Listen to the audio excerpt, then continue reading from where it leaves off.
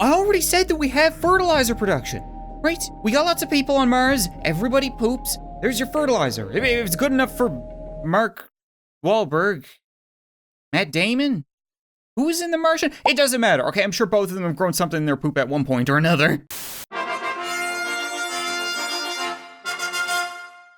What's up, guys, and welcome back to Cell to Singularity, the game where we've managed to bring Earth from a molten rock in space to a lush water world teeming with life.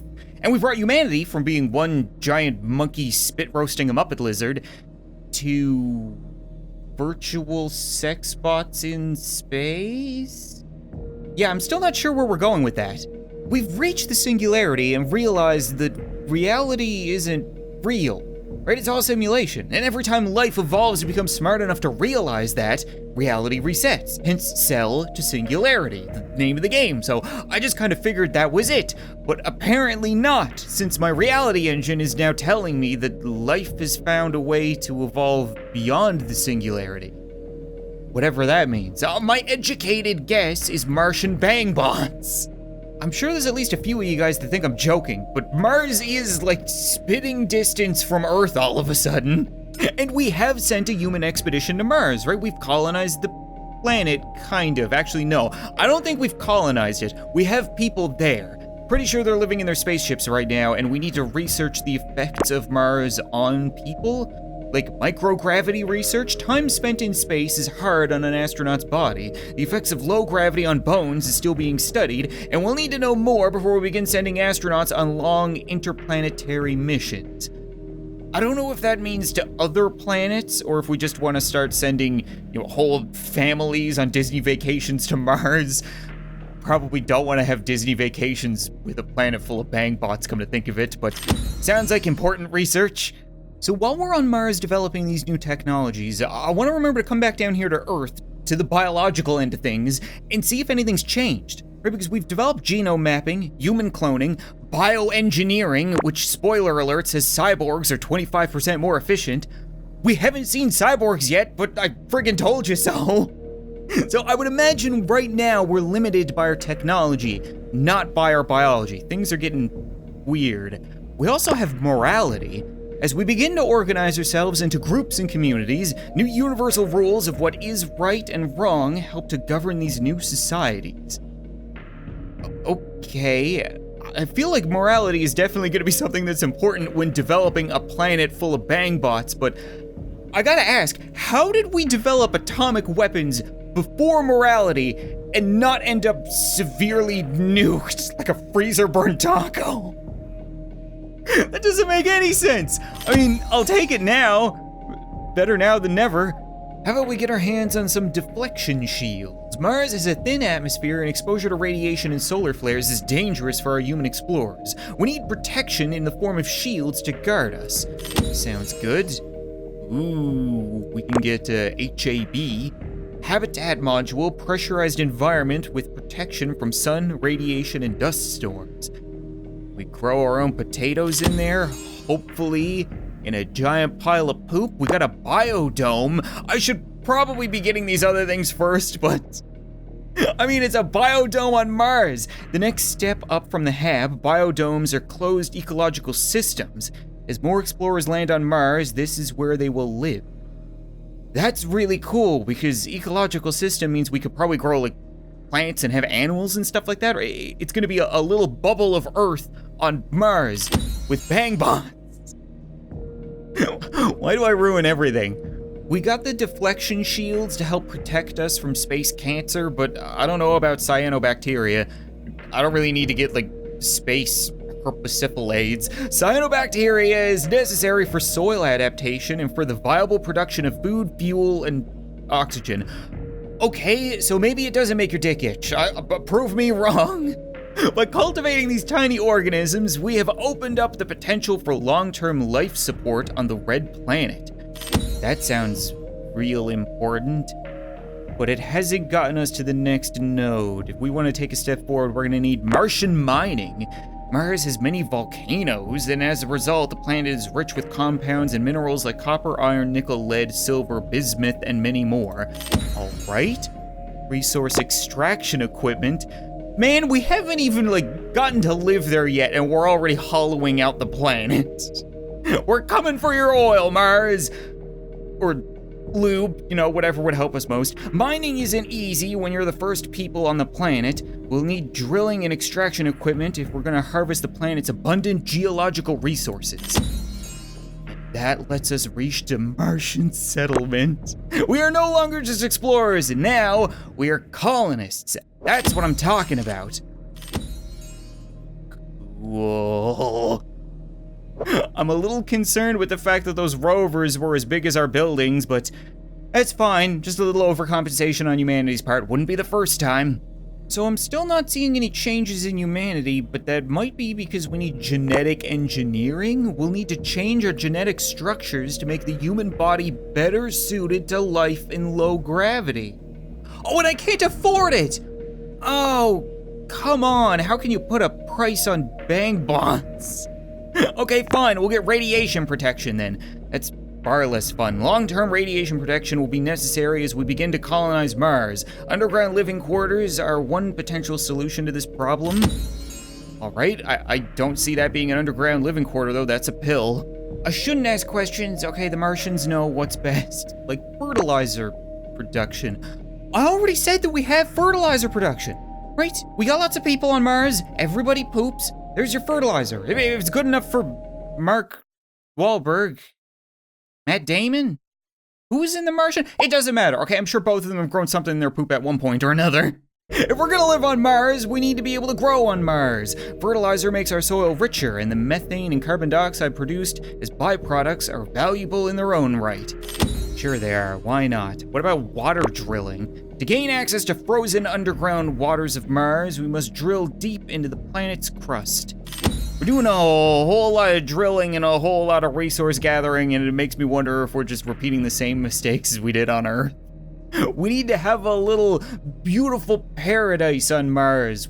Everybody is just constantly going at it. I don't know, man. I just want a bangable planet. Is that such a big deal? Or refinement. Now that we're beginning to mine Mars' natural metals and minerals, we're gonna have to purify them so that we can begin to turn them into new materials. We can get a Martian factory. No, we can't, because we can't afford that either. Oh, man! But there's so much more Martian stuff to do! Wait. That wasn't what I was supposed to be doing. I mean, it was. Clearly, I have a very intent goal in mind since I've not stopped talking about it this entire time, and I want to make it happen, but that's not beyond the Singularity. That's a different branch. We could have done that without the Singularity. If I reach the Singularity again, we get androids! Inhabiting the deepest reaches of the Uncanny Valley, these humanoid robots are designed to mimic a human appearance. We're getting there, okay? It's not the most attractive android, but I'm sure it's gonna be bangable in no time. Oh, yes. Sentient android. A fully conscious, self-aware artificial intelligence housed inside a simulated human body, perhaps even indistinguishable from its organic counterpart. I did not expect to find all this stuff up here. That did the trick. Okay, we got there, people. We now have cyborgs, cybernetic organisms, or cyborgs for short, are biological beings with mechanical parts ranging from medical implants and accessories to fully integrated machine and computer systems. Yes, please tell me I have enough for a superhuman. I have enough for a superhuman. But we can make a better cyborg first. Should we do that? Yeah, we'll do that first. We'll get prosthetics. Humans are more inventive than any other species. If we lose a hand, we'll build a replacement. Prosthetics make life easier for those of us who are disabled. Oh, that's... I guess in all reality, by the definition of a cyborg, we have cyborgs right now. If you have like an insulin pump or a hearing aid, are you a cyborg? I was gonna say prosthetics aren't all that futuristic or intense. What about artificial organs. Okay, that's kind of intense. Mechanical organs can augment our own failing bodies without the struggle of finding a matching donor. Yup, that sounds cool. Neural interface, the human brain now enhanced and able to communicate with external devices. Oh, we're going full-blown cyberpunk, and that did not ruin my chances at a superhuman. Advances in medicine, gene editing, biotech, and numerous other fields have led to the creation of a whole new class of superhumans with significantly advanced lifespans and abilities. So, if we get this, that's fine and dandy, but what's going on up here? This is like outer space robots as opposed to on-Earth superhumans? I didn't expect two different kinds of robot people.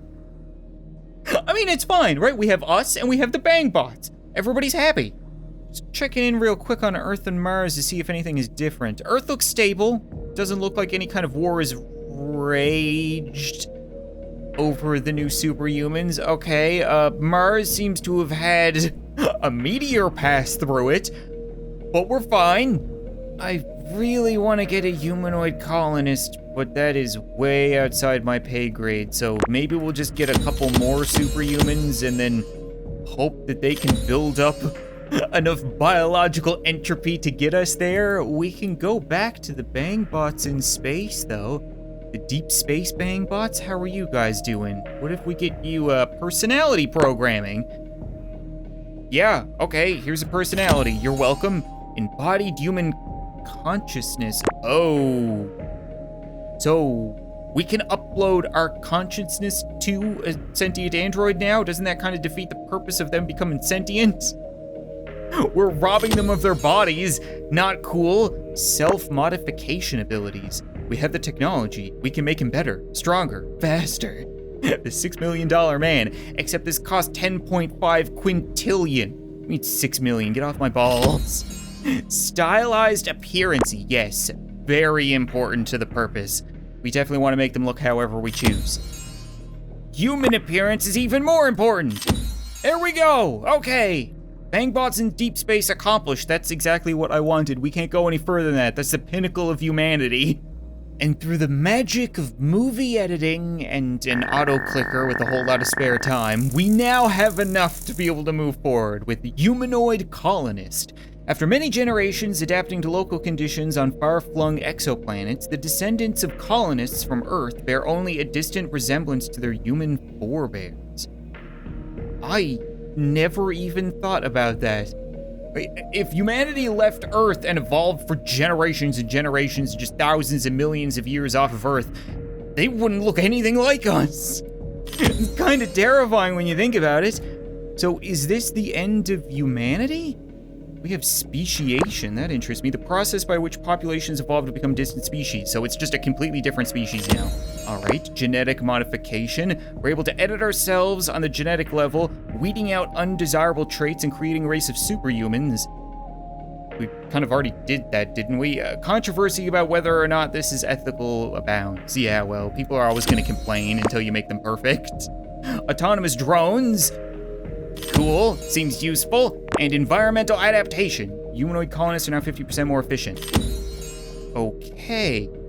So, we have Dr. Manhattan, we have Lego space people, and that's it? I think that's it. Alright, I was a little disappointed that we'd never be able to find our way over here to the freaking Digimon dinosaur, but I think that's coming in a future update. Who needs dinosaurs, okay? We got space robots. If we're gonna make a Martian factory, we're gonna need some kind of supply line to Earth, right? So propellant production should help with that. The sooner we can use the resources of Mars to create the fuel we need to send space shuttles between the Red Planet and Earth, the better. I still think you could just kind of throw a space shuttle and not miss Earth, it's that close, but sure, we'll take it right before we get a Martian factory. The human settlements on Mars begin to become self-sufficient. Now that we can reap the benefits of Mars' natural resources, we start to create the new Martian economy. Ooh. That's another rover. Am I missing something? Oh, there's the factory. Okay, Really proud of those oversized rovers, though. Don't tell me we made a factory that makes Hummer-sized rovers for Martians and not Martian bang bots. This was not part of the plan. So let's go ahead and get that genetic engineering that we always wanted. And there's a bunch of other stuff opening up down here. I completely forgot that if we increase the number of human expeditions and Martian settlements and stuff like that, new things will appear, like crewed rovers. Exploratory vehicles allow us to travel from one end of the Martian desert to the other. Road trip to Olympus Mons, anyone? I mean, there's a factory to make them, so I guess it makes sense that we have them all of a sudden. We have lava tubes. Mars' underground lava tubes form natural tunnels that are perfect places for underground shelter. Cool. I did not know that. Worker living quarters, housing high numbers of people in close contact. Worker living quarters are an experiment in high-density populations and an important step towards the urban planning that is necessary to build a city. Don't really like the idea of stuffing people into refrigerators and calling that an experiment, but yep, okay, that's a thing. Why don't we just move on to something a little more chipper like nuclear fusion? We have morality, okay? We're in the clear, hopefully. Now that we've mastered factories, we've proven that we can perform large-scale complex operations on Mars, so why not open a nuclear power plant? Yeah, what could go wrong? We won't nuke Mars. Gotta nuke something, right? Fast transport between Earth and Mars and the high... Okay, yeah, we know we got good Martian travel, renewable energy that I can't afford again. God, I'm so close. Just give me more factories. Would that help at all? Oh, it did. We got advanced robotics. Increasingly complex and competent machines mesh with the human workforce to make Martian factories extra productive, as well as doing jobs too dangerous for humans. Again, don't really like the idea of taking away Martian jobs with robots. Seems like we're making a lot of the same mistakes again. Is that meteor seriously gonna hit Mars again? Will you stop clipping through my planet? Every time I come to check to see if anything is different, we get an extinction level event. Okay, you leave my poor bang bots alone. I'm not seeing any difference though, right? You would think that on the night side of the planets, you would be able to see colonies light up, or entire countries, or spaceships travel, anything. I got nothing. It's real quiet out here. But I've also gotten enough Martian factories that we have stuff like worker spacesuits. Our technology has advanced to make spacesuits that are easier to move and work in. Complex physical tasks are now possible thanks to increased mobility while working outside. Don't know how much outdoor work you need to do on Mars, but sure, large-scale extraction, yeah, make them a little efficiency for the factories, that makes sense. Renewable energy. Okay, where once we saw dust storms, now we see windmills. Where once we saw the harsh rays of the sun, now we see solar panels. The disadvantages of Mars are now what powers our society. This is true human ingenuity. Never thought about that. It's kind of true. If it's all the more unhospitable, then it's just all the more energy roaming around for us to kind of extract? Gather, I suppose? I like it. Commercial space flight. Yes, Bangbot Martian Disneyland is one step closer. With transport between the Earth and Mars faster than ever, it is now quicker, cheaper, and easier to travel between the planets. Finally! For 4.4 octillion ideas, we can now make a Martian city. The colonists of Mars work and play and live in the world that they have created. Its once hostile planet is now home. Awesome. Stop giving me rovers, okay? I get it, you guys are proud of them, but please. Show me the super cool city that we made. There we go, that's the good stuff. It's not actually that impressive. It's just a couple of small habitats and a tower. I expected better. I feel like a Martian city is probably the end of the line and I'm ready to end the episode, but I know people would be upset if I didn't show them literally every little thing that's left, right? Like terraforming. We could change Mars. After all the years we've spent trying to make Mars more like Earth, this is the final step, changing the very planet at its most basic compositional elements. Okay, orbital greenhouse heating. First step of terraforming is raising the temperature to make Mars warmer. Getting the climate of Mars to increase will make agriculture more viable. Okay, we're gonna build an atmosphere. Are we changing Mars? Not yet. Maybe a magnetosphere would help? By rebuilding Mars' magnetospheres and strengthening the planet's poles, we can rejuvenate the flow of water that has been frozen underground for so long. Okay, so we're gonna make like a north and south pole, that kind of thing. Nope, not gonna do that quite yet. We're a little low on money, so we're gonna go over here instead and get the Phobos space elevator. Transit between Earth and Mars is now faster than ever before. People can commute to New York City in the morning and be home in the shadow of Olympus Mons in time for dinner. If I can't see, where is this elevator? The Martian people are getting a little too big for their boots. They have Martian-born adaptability. The first children born and raised in space are different from their parents. Evolving to thrive in the Martian environment, the subtle but important changes signify a new branch of human evolution that is beginning to sprout. Okay. I'm a little uneasy about some of this, okay? I just see it going very sci-fi wrong. Interplanetary tourism. Isn't that the point of the elevator? A trip to Mars, once taking months and made only by the bravest astronauts, is now no more than a vacation to Hawaii. All right, or a vacation to Bang-Bot Disneyland, perhaps? Economic prosperity. The economy of Mars is thriving, both independent from and linked to that of Earth. Okay, I'm fine with having a good economy, but the biggest thing right now is I want to get the magnetosphere, and then I want to get... Oh, ammonia. I thought that said animals. Import ammonia/hydrocarbons. There are certain elements that will need to be added to the atmosphere to make it breathable. If we're able to harness those, we're one step closer to a true atmosphere like that of Earth. Okay, I like that. Oh, we're so close. Oh, come on. You're gonna make me sit here again? It's not changing. I just wanted to change. We can fully terraform Earth and that's it. That's the whole game. Ow, fine. Fully terraformed environment. Mars is now rich and lush with breathable atmosphere, running water, and a comfortable climate. We've transformed the red planet into another little blue dot, a twin of planet Earth.